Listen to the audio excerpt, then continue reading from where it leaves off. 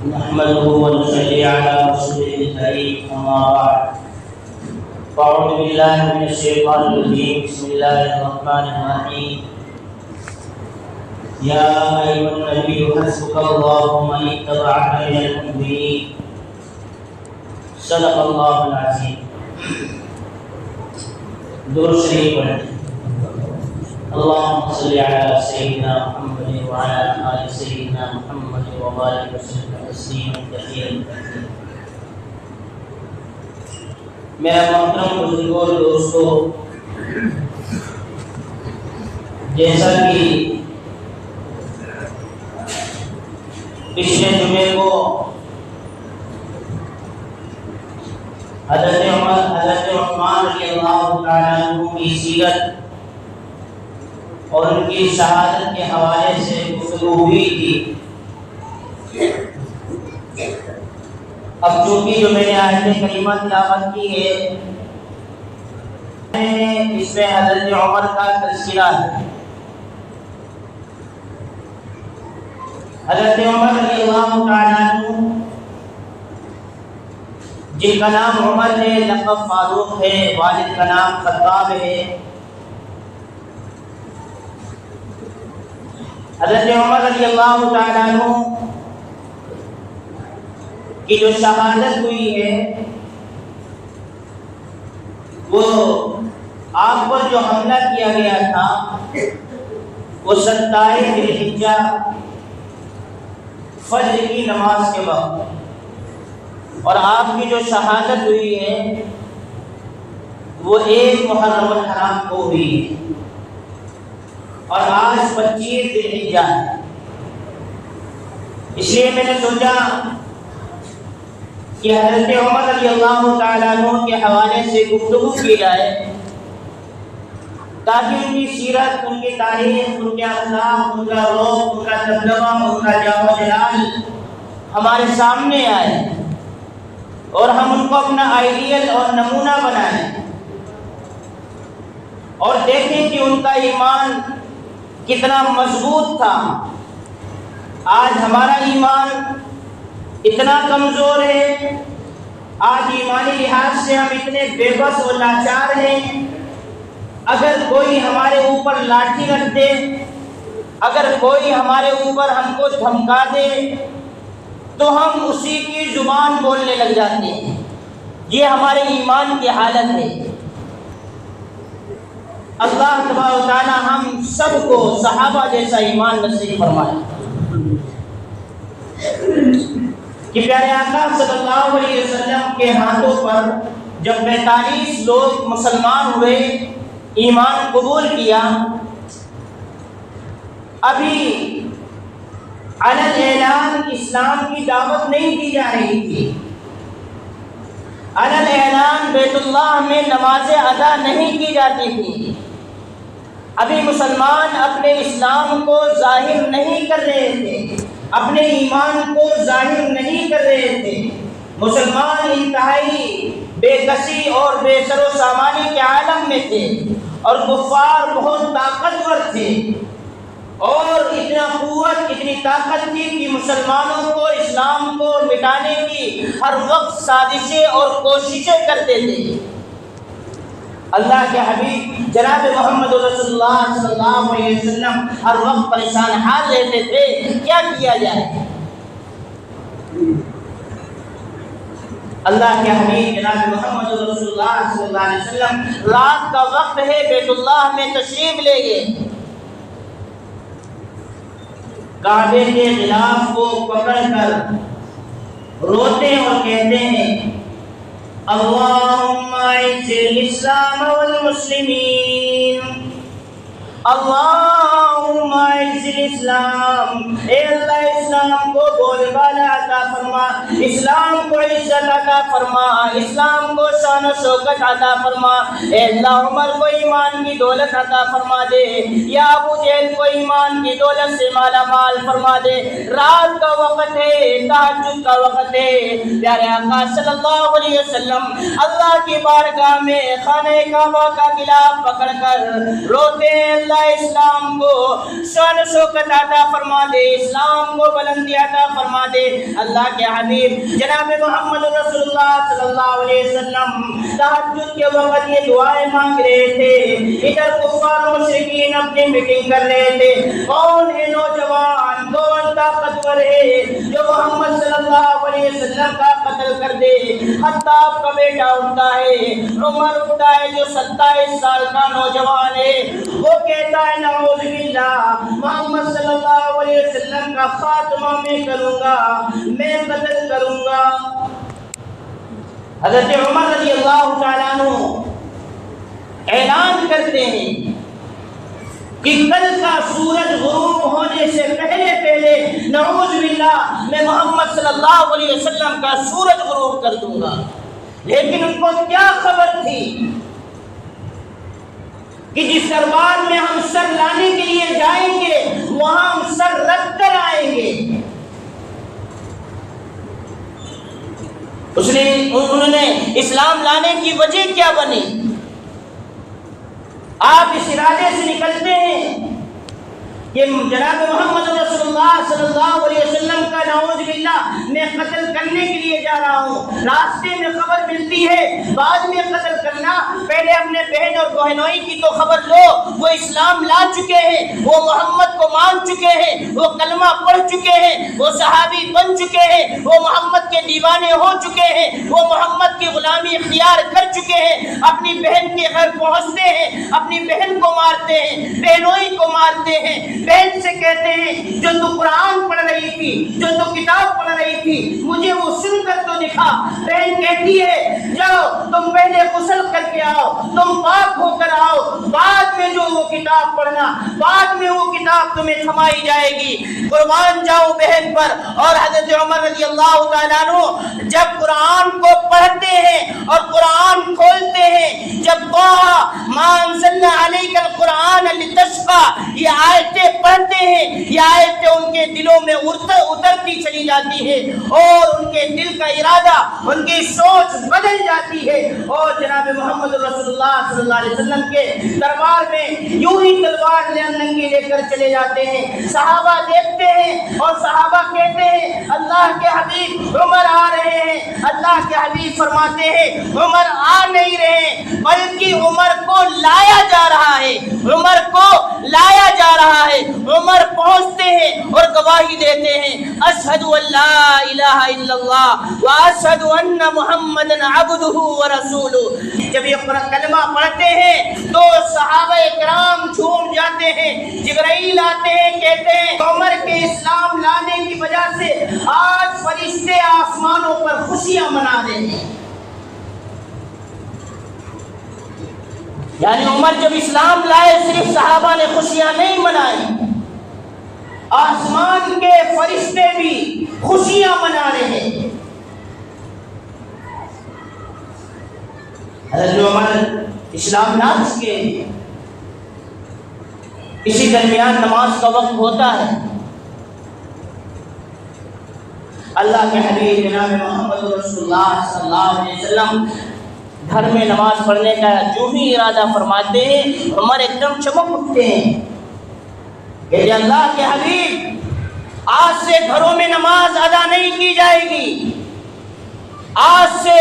بیت اللہ میں کھلے عام نماز ادا کی جائے گی، اور جس کو روکنا ہو روکے آ کے، جس کو اپنے بیوی اور بچے یتیم کرنا ہو اور بیوی کو بیوہ کرنا ہو وہ عمر کو روکے آ کے۔ اللہ کے حبیب جناب محمد رسول اللہ صلی اللہ علیہ وسلم نے فرمایا سب سے پہلے اگر کوئی علل اعلان کلمہ پڑھنے والا ہے، علل اعلان اسلام لانے والا ہے تو عمر فاروق رضی اللہ تعالیٰ عنہ ہے۔ سب سے پہلے کعبے کا دروازہ عمر رضی اللہ تعالیٰ عنہ نے کھلوایا ہے۔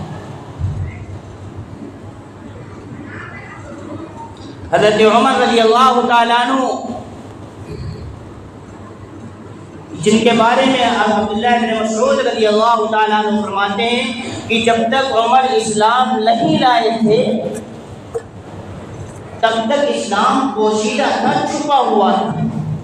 لیکن جو ہی عمر اسلام لائے اسلام روشن ہو گیا، ایک دم لوگوں پر ظاہر ہو گیا، واضح ہو گیا۔ مولانا عبدالشکور رحمۃ اللہ علیہ اپنے کتاب میں لکھتے ہیں کہ حضرت عمر رضی اللہ تعالیٰ عنہ کا اتنا جاہ و جلال تھا، روب تھا کہ صحابہ مدینے میں کہیں جا رہے تھے، آگے آگے عمر فاروق رضی اللہ تعالیٰ عنہ ہے، پیچھے صحابہ ہیں، اور حضرت عمر فاروق رضی اللہ تعالیٰ عنہ اچانک جب پیچھے مڑ کر دیکھتے ہیں تو تمام صحابہ خوف کے مارے گھٹنوں کے بل آ جاتے ہیں۔ اتنا روب دبدبا حضرت عمر رضی اللہ تعالیٰ عنہ میں اللہ نے رکھا تھا، ایسا روب دبدبا رکھا تھا کہ کیسر و کسرا اور ایران اور روم جیسی بڑی بڑی سلطنتیں، بڑی بڑی حکومتیں جن کے نام سے تھراتی تھی، آپ کے زمانے میں جب آپ نے جہاد کے لیے ایک لشکر بھیجا، حضرت ساریہ رضی اللہ تعالیٰ عنہ کی معرفت میں حضرت ساریہ رضی اللہ تعالیٰ عنہ کو امیر بنایا، جب دیکھا کتنی دور لشکر ہے، 300 میل، 300 کلو میٹر نہیں، 300 میل دوری پر لشکر ہے، آپ خطبہ دے رہے ہیں، دیکھا ساریہ لشکر کے درمیان میں، کفار کے درمیان میں گر گئے ہیں، تو حضرت عمر نے آواز لگائی، یا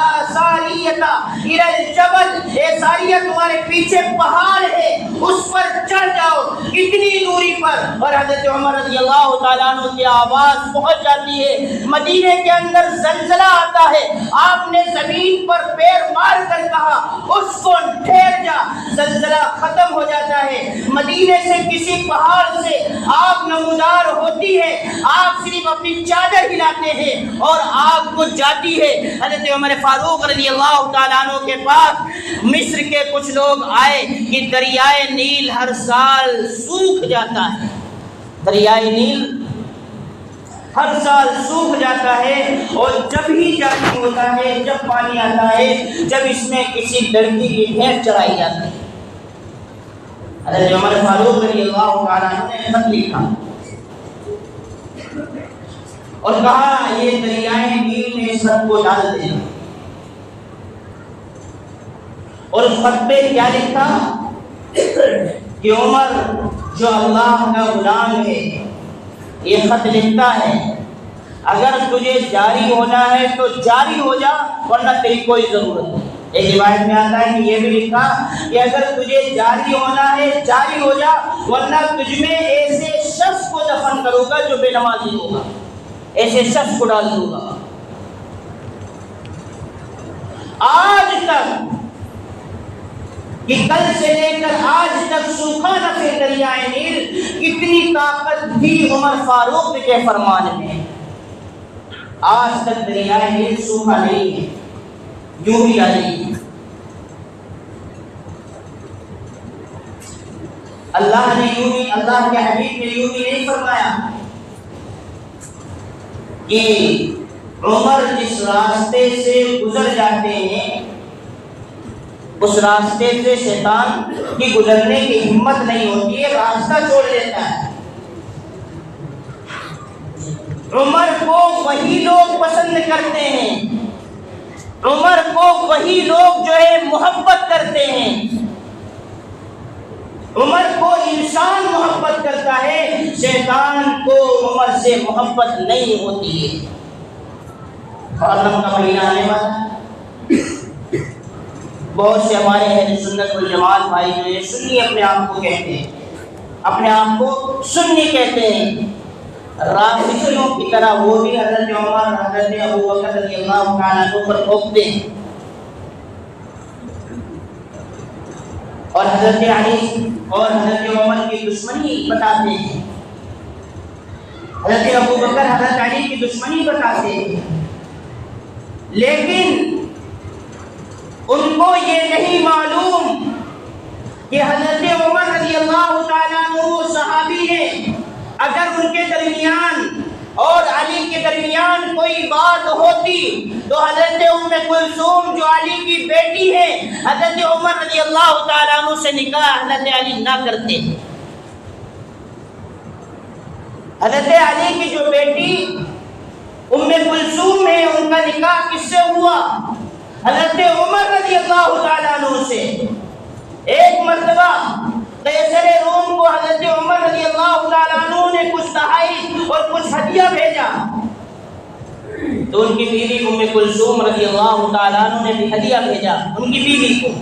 قیصر روم کی ایک عطر کی شیشی بھیجی. تو ادھر سے قیصر روم کی بیوی نے وہ عطر ایک دوسری شیشی میں کر کے اس عطر میں ہیرے رکھ دیے اور ہدیے کے طور پر بھیج دیے. حضرت عمر رضی اللہ تعالیٰ عنہ نے جب دیکھا یہ ہیرے کہاں سے آئے ہیں آپ کے پاس، تو بتایا کہ میں نے قیصر روم کے بیوی کو ہدیہ بھیجا تھا عطر، انہوں نے اسی شیشی میں ہیرے رکھ کر بھیج دیے. یہ آپ کا مال نہیں ہے، آپ اس مال کو بیت المال میں جمع کر دیں. تو ان کی بیوی نے کہا بھائی کیوں جمع کر دو، میں نے اپنے پیسے سے عطر خرید کر میں نے ہدیہ بھیجا اور انہوں نے اس کے بدلے میں ہدیہ بھیج دیا، تو میں کیوں ہے، یہ تو میرا مال ہوا، میں کیوں بیت المال میں جمع کروں. اچھا اگر میرا فیصلہ نہیں مانتی ہو تو اپنے ابا کا فیصلہ مان لو. حضرت علی کو بلایا، حضرت علی آئے جن کے بارے میں اللہ کے حبیب نے فرمایا وَأَقْضَاهُمْ عَلِي، اس امت کے سب سے بڑے اگر کوئی قاضی ہیں تو حضرت علی رضی اللہ تعالیٰ عنہ ہیں، امت کے سب سے بڑے قاضی. حضرت علی رضی اللہ تعالیٰ عنہ آئے کہنے لگے بیٹی جتنی قیمت کا تم نے عطر بھیجا تھا اتنی ہی قیمت کے تم ہیرے لے لو، باقی ہیرے بیت المال میں جمع کر دو. اسی لیے حضرت علی کو کیا کہا جاتا ہے وَأَقْضَاهُمْ عَلِي.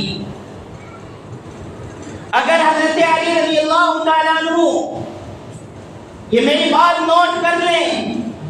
جس طریقے سے ہم اہل سنت صحابہ سے محبت کرتے ہیں، اہل بیت سے بھی محبت کرتے ہیں، اگر کسی کے دل میں اہل بیت سے، نبی کے گھرانے سے، نبی کی آل سے، نبی کی آل و اولاد سے محبت نہیں ہے، اس کا ایمان مکمل نہیں ہے، وہ ایمان والا نہیں ہو سکتا ہے. اگر نبی کے گھرانے سے محبت نہیں ہے، اگر نبی کے صحابہ سے محبت نہیں ہے، تب بھی اس کا ایمان مکمل نہیں ہو سکتا ہے. نبی کے صحابہ سے محبت کرنا ہے، نبی کے اہل و عیال سے محبت کرنا ہے، نبی کی آل سے محبت کرنا ہے، اہل بیت سے محبت کرنا ہے، ازواج مطہرات سے محبت کرنا ہے، نبی کی بیٹیوں سے محبت کرنا ہے، نبی کے داماد سے محبت کرنا ہے، وہیں پہ حضرت شیخین سے بھی محبت کرنا ہے. اگر حضرت علی رضی اللہ تعالیٰ عنہ نہ حضرت عمر رضی اللہ تعالیٰ عنہ سے محبت نہ ہوتی، عمر کا انتقال ہوا تو اس وقت حضرت علی کہہ سکتے تھے کہ ہم روضہ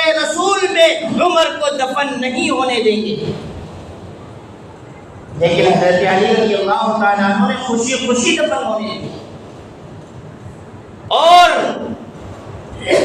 قیامت تک روضہ رسول میں حضرت ابو بکر عمر رضی اللہ تعالیٰ عنہ نبی کے ساتھ رہیں گے.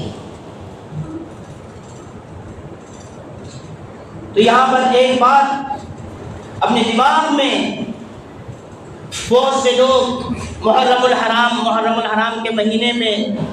جو خرافاتیں کرتے ہیں، بدعات کرتے ہیں، سبیلے لگاتے ہیں، سینے ٹھوکتے ہیں، کالے لباس پہنتے ہیں، یہ نبی کی شریعت سے ثابت نہیں ہے،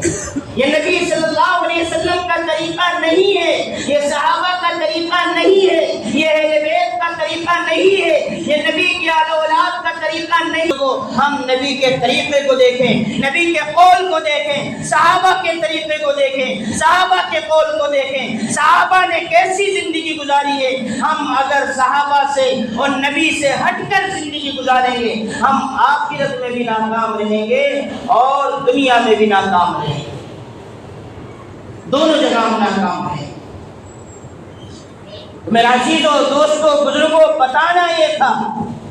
کہ حضرت عمر رضی اللہ تعالیٰ عنہ سادگی کیسی.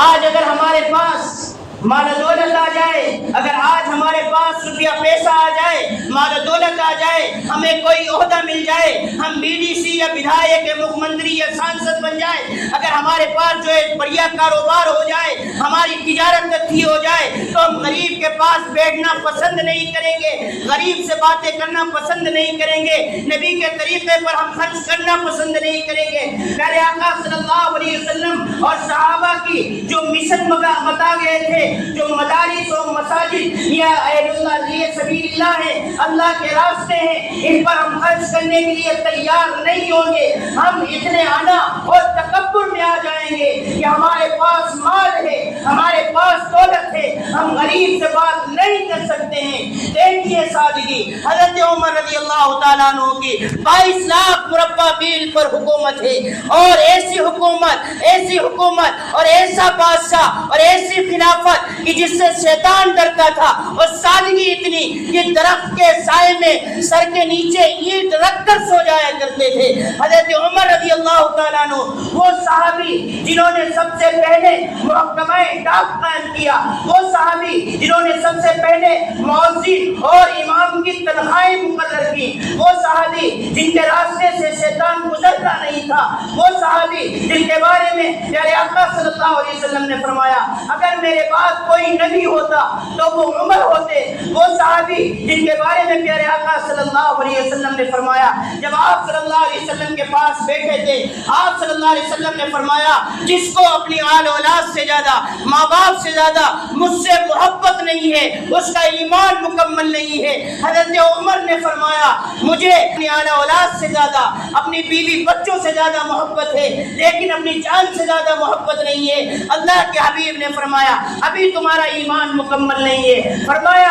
اب اپنی جان سے بھی زیادہ محبت ہے، تو اللہ کے حبیب نے فرمایا ہاں اب تمہارا ایمان مکمل ہوا۔ وہ صحابی جو فلسطین جب بیت المقدس فتح ہوا غلام ساتھ میں ہے، اور حضرت عمر رضی اللہ تعالیٰ عنہ ہے، اتنی سادگی، کبھی غلام سوار ہوتا آپ پیدل ہوتے، کبھی آپ سوار ہوتے غلام پیدل ہوتا، اتنی سادگی جب منبر پر کھڑے ہو کر خطبہ دیا کرتے تھے تو حضرت عمر رضی اللہ تعالیٰ عنہ کے کرتے میں 12 پیبند ہوا کرتے تھے۔ یہ حضرت عمر رضی اللہ تعالیٰ عنہ کی خلافت ہے، یہ سادگی ہے۔ آپ کے بارے میں لکھا ہے کہ حضرت عمر رضی اللہ تعالیٰ عنہ ایک مرتبہ ساتھ میں حضرت علی ہیں، ملک شام سے تشریف لا رہے ہیں، ایک جگہ پڑاؤ ڈالا ہے، آپ نے خیمے کے اندر تشریف لے گئے، ایک بڑھیا اس خیمے کے اندر تھی، حضرت عمر نے فرمایا اماں عمر امیر المومنین بن چکے ہیں، عمر امیر المومنین بن چکے ہیں، آپ کا کیا خیال ہے؟ تو عثمان نے جواب دیا کیا عمر امیر المومنین بن چکا ہے، بن گیا، میں کیا کروں، میں تو اس سے ناراض ہوں، اس کے ساتھ خیر کا معاملہ اللہ نہ فرمایا۔ حضرت عمر اس گڑیا سے پوچھ رہے، اس کے جھوپڑی میں جا کر بتایا نہیں میں امیر المومنین ہوں، بتایا نہیں میں عمر ہوں۔ سادگی دیکھیے، کسی غریب پر مدد کر کے دیکھیں، آپ کسی یتیم کے سر پر ہاتھ رکھ کر دیکھیں، آپ کو جو سکون میسر ہوگا دنیا کی کسی محل میں وہ سکون میسر نہیں ہو سکتا ہے۔ آپ پہلے کسی غریب کا جو ہے ساتھی بن کر تو دیکھیں۔ حضرت عمر کی زندگی سے یہ سبق لیں، حضرت عمر رضی اللہ تعالیٰ عنہ جیسی سادگی کہ امیر المومنین عمر جو ہے امیر المومنین بن چکے ہیں۔ بڑھیا نے کیا کہا اللہ اس کے ساتھ کوئی خیر کا معاملہ نہ فرمائے۔ کیوں اماں کیا بات ہے، اس سے کیوں اتنی خفا ہو، کیوں ناراض ہو؟ اس لیے میں ناراض ہوں، اس لیے میں خفا ہوں، جب سے وہ امیر المومنین بنا ہے، جب سے اس کو خلافت ملی ہوئی، آج تک میری جھوپڑی میں نہیں ہے۔ حضرت عمر کہتے ہیں ارے وہ تو 22 لاکھ مربع میل کی حکومت ہوگی، آپ کی جھوپڑی کے بارے میں ان کو کیا خبر ہے؟ اچھا اس بڑھیا نے ایسا جواب دیا، مولانا شاہ ولی اللہ محدث دہلوی رحمۃ اللہ علیہ نے اپنی کتاب میں وہ جواب لکھا ہے کہ محمد کا غلام ہو کر، محمد کا صحابی ہو کر، اور میری جھوپڑی کے بارے میں معلوم نہیں کرتا ہے۔ حضرت عمر نے فرمایا اچھا آپ کس بات سے راضی ہوں گے، آپ کے ساتھ کیا کیا جائے بتاؤ۔ بڑھیا بیٹی تو کون ہوتا ہے بھائی، میں جانوں عمر جانے تو بیچ میں کون ہوتا ہے بولنے والا؟ اچھا ہم خوش کس بات سے ہوں گے؟